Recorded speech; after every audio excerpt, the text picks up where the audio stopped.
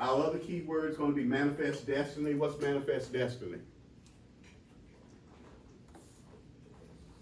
What is manifest destiny? The 19th century believed that the expansion of the U.S. across the North American continent. Okay. So that would be manifest destiny. Another word we've got is nationalism. Who knows what nationalism is? Proud of your country or something like that? Yes. A feeling Okay. of loyalty and devotion to Loyalty, devotion to the country. Okay. That is considered to be nationalism. All right. What is a monarchy? A monarchy. Ruled by what? Ruled by the people. No. Ruled by what? The A government. king. Yeah, king, queen. Okay. Monarchies. All right. And the other word we have was colonization. What's colonization? Taking control of another territory and settling it. Taking control of another territory and settling in it. And this is tied to what we learned about mercantilism. Anybody remember what mercantilism is? That is about the goods. It's about getting goods from a country and then selling those goods back to the country and making profit over them. That was mercantilism. That's what was happening in the United States. And now Monroe's coming up to say, well, we tired of that. We're not going to do that any longer. This is how we're going to operate. We're going to be independent. You can no longer come in and colonize us. You can no longer come in and take advantage of us. Okay, let's continue to watch the rest of this video. Bad couple of years for monarchy in Europe. For one thing, the Napoleonic Wars and the French Revolution have been convulsing the powers of Europe for several years. By 1815, the revolution has more or less finished and the monarchies of Europe have been reinstated. But this revolutionary fervor coming from the French Revolution, coming also from the American Revolution, has started to spread. And so movements for independence are now taking hold in South America. There's a Chilean movement for independence, Argentinian movement for independence, Venezuelan movement for independence. So they've kind of caught the democracy bug. And the people in the United States are cheering for their Southern brethren, saying, excellent work picking up democracy, breaking away from old-fashioned, monarchical, tyrannical Europe. We're totally on your side. But it's easier to make an independence movement happen when the home country is distracted with another war, aka the Napoleonic Wars. And once the Napoleonic Wars are over, the monarchies of Europe start saying, you know what? Since Spain is in control of these nations, now Spain has the time and energy to consider maybe putting down these revolutions.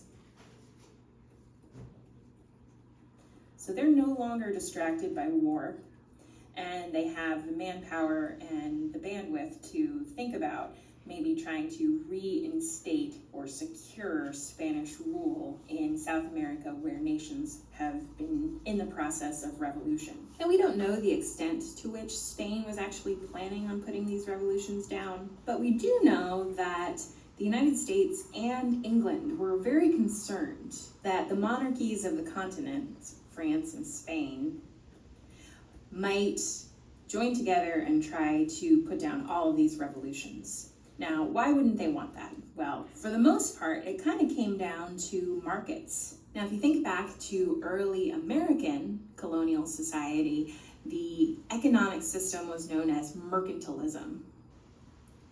And mercantilism is the practice of colonies kind of existing to enrich the mother country. So all trade goes through the home country.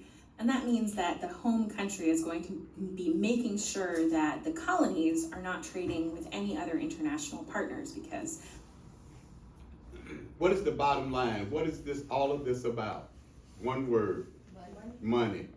So the whole thing about Spain and France and Spain taking over these countries, they wanted to take over the countries because they wanted the money.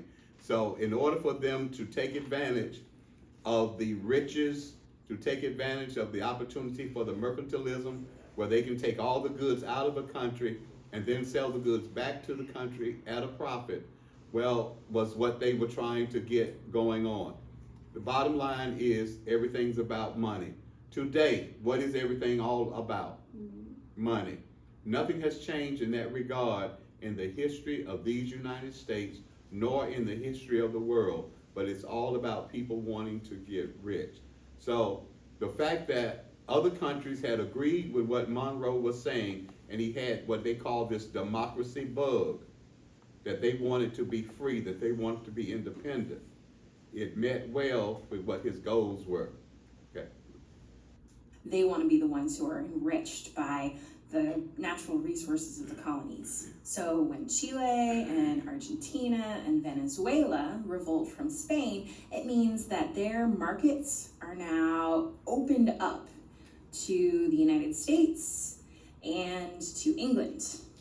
And so England and the United States are not eager to see these new nations be returned to their colonial status, because thanks to mercantilism, they're not going to be able to trade with them anymore. So with this idea in mind, the British Foreign Secretary, a man named George Canning, approached the American Secretary of State, John Quincy Adams, and he said, why don't we make a joint proclamation between the United States and Great Britain saying that the powers of Europe should not interfere in the New World? And John Quincy Adams thought, I'm not sure if I like you British folks. Remember that the War of 1812 had not taken place too long beforehand. The United States was not quite ready to be friends with the United Kingdom yet, and they were a little bit afraid that if the United States made a joint declaration with England, that it would seem a little bit like a flea on the back of a Rottweiler saying, don't mess with us or we'll bite you, right? The United States didn't have nearly the strength to actually make an equal partnership, so it might have looked a little bit like they were hiding behind the British in a joint declaration. But JQA thought this actually still sounded like a pretty good plan, so he floated the idea to President James Monroe. Now, there's kind of a movement of nationalism going on at this time in the United States. So even though the United States didn't technically win the War of 1812, they kind of felt like they had. And so they're busy kind of creating a new nationalist rhetoric in the United States. They're feeling pretty good about themselves. You know, they stood up to their old foe of Great Britain and won, or at the very least didn't lose. But to them it was kind of the same thing. So John Quincy Adams crafts for James Monroe what will become known as the Monroe Doctrine. Now, Monroe is not only concerned about the possibility of European powers coming down here and trying to start fights with each other over the fate of South America. Monroe was also worried about Russia, who had recently made some territorial claims in Canada, saying that their territory should come all the way down there. And the Russians had started putting some forts on the coast of California, close to modern-day San Francisco. So Monroe sees the old monarchical powers of Europe sort of encroaching both from the north and the south here. And so in 1823, he makes the announcement of the Monroe Doctrine. He says, no more colonization. Russia, get out of there. And no more interference in general. So don't try to turn these new republics back into colonies under the rule of monarchies. In fact, just keep your monarchy out of our hemisphere altogether. So Monroe makes this statement completely outside of the relationship with the United Kingdom. So it doesn't have this kind of riding on the coattails feeling of being allied with Britain. But nevertheless, the only way way that the United States can actually count on the Monroe Doctrine being enforced is because the British Navy is so incredibly powerful. Right? I'm going to draw a very bad boat here. But nobody who heard about the Monroe Doctrine thought, oh man, we better not make the United States angry. What they thought was, oh man, we better not make the British Empire angry. Okay. Let's pause right here. No one cared about what the United States were saying. They were just talking because they did not have a powerful army. Now the United States has a very powerful army. They have a lot of weapons. They have a lot of missiles. They can do a lot of damage. So people are afraid of what the United States will do and what they can do to their countries. But even as Monroe was talking, no one paid him any attention. The strength of power in the armed forces is what drives fear in the world today. The strength of power in the armed forces will drive fear into the world today because of the fact that people can come in and actually annihilate a country if they so desire, especially one that has the power and might of these United States. So here where people didn't care before, now what America said, this is how history has changed. This is what America has learned. So there's a lot of tax dollars that is put into what they call the defense of the country. But it's not only for the defense of the country, but it's also so that this country can go on offense. Because they knew that the British Navy, which wanted neutrality of the seas, which wanted to be able to continue to have these trade relationships with new nations in South America, would defend the neutrality and the independence of South America by proxy, and by doing so kind of enforce the Monroe Doctrine. So this is interesting. You could think of this as being a little bit weaselly on the part of Monroe, declaring that the Americas should remain free of the influence of Europe, but counting on the United Kingdom to enforce it. Or you could think of it as perhaps a brilliant policy maneuver. I don't know. Certainly, the nations of South America and Latin America appreciated this declaration of independence for the Americas coming from the United States, but they certainly knew that it was more about the United States making sure that they themselves were protected than wanting to have a real equal partnership with South America. So the Monroe Doctrine really didn't amount to much for most of the 19th century. It was certainly a justification as the United States continued to push west in their quest of manifest destiny, but it will become increasingly important in the 20th century as the United States steps onto the world stage with things like the Spanish-American War under the auspices of William McKinley and making famous Theodore Roosevelt, saying that the Caribbean is the province of the United States, and the nations of Latin America and South America, they are only to be dealt with through the United States. Now listen to what's happening here. They're saying that these islands are only to be dealt with through the United States. But even though they're saying that, they're also saying to Europe, don't come to South America. Don't come to North America. Don't come to our borders. The manifest destiny begin on which coast? Which coast did the manifest destiny begin on? East Coast. And how far did it extend? West. Not only did it go from the East Coast to the West Coast, but they're saying that it also goes down into South America, into the Caribbean islands. So, is that right for America to say? Is it right for America to take over these areas, these islands, and say that people have to go through them to deal with?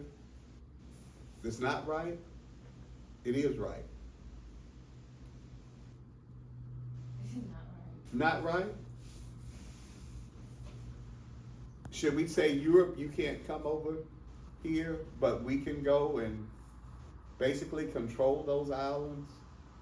Have some say over what they do? Puerto Rico, we have say, control in Puerto Rico, but Puerto Rico has no representation in the United States government, but it is considered as a part of the United States. So do we have a right to do that? Is that right? Are we setting a double standard? Yes, no, maybe so? It's not right. It's not right. I think it's unfair. You think it's unfair? Who can say that it's fair? Who can say that it's right? Who can make a case for it? Nobody can? I need to make a case for it? Yeah, well, it's the way to protect us from them.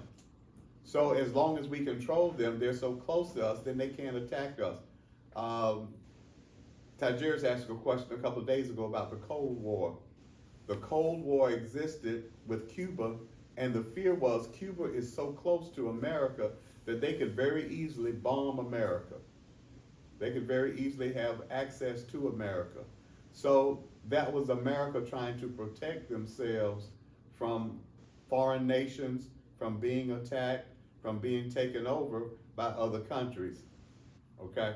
So America did control, again, these islands. You can see the let's let Monroe it finish. Doctrine as a very early expression of the United States' intention to become a world power and to be the leading and most powerful nation in the Americas. And you can also see it as an expression of American isolationism, which will Isolationism. What is isolationism?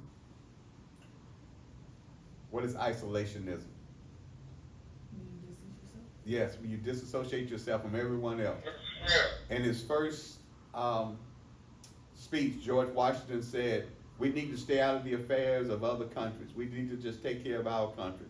We need to be isolated like that, isolationist. But then someone said to me that we can't do that. Why can't we be isolated? Because we need allies. Why do we need allies? Because we go to war for them. But where are our partners at? Where are our partnerships at if we don't have allies? America is not self-sufficient. We don't grow certain things in this country that we need from other people.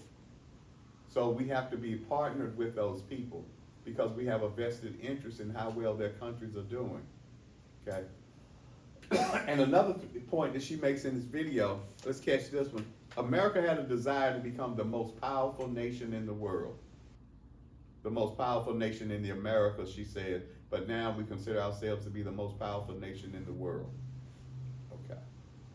really be Let's go another minute with this. the leading aspect of American foreign policy up until the Spanish-American War. As early as George Washington's farewell address, Washington expressed the view that the United States should just not get involved in the business of Europe, that would only lead to heartbreak. Well, the Monroe Doctrine is now kind of taking not only that idea that the United States should not become involved in the affairs of Europe, but also turning it around and saying that Europe should not become involved in the affairs of the Americas, drawing an even stronger barrier between the old world and the new. Okay. So some historians have actually said that the market revolution. All right. So now we've got an idea of what the Monroe Doctrine was all about, how it ties to the manifest destiny, because we're saying we're going from East Coast to West Coast, but not only the manifest destiny going from East Coast to West Coast, but also from North to South. So we're going through both of the Americas, and so that we're going to actually have control, we're going to have power, we're going to have a say-so in what happens in those Americas, okay? So what we're going to do is we've also got the assignment that is found on Canvas, okay? And in that assignment that we find on Canvas is an opportunity to see how much we know, how much you've learned, how much you don't know about the Monroe Doctrine. I got it here somewhere. Okay. And it's in the form of a quiz, I believe, that we got. Okay. So here's the quiz, that we've got for the Monroe Doctrine. All right? So there's a multiple choice test here on the Monroe Doctrine, and on the Monroe Doctrine that you've got, then, so what are we doing?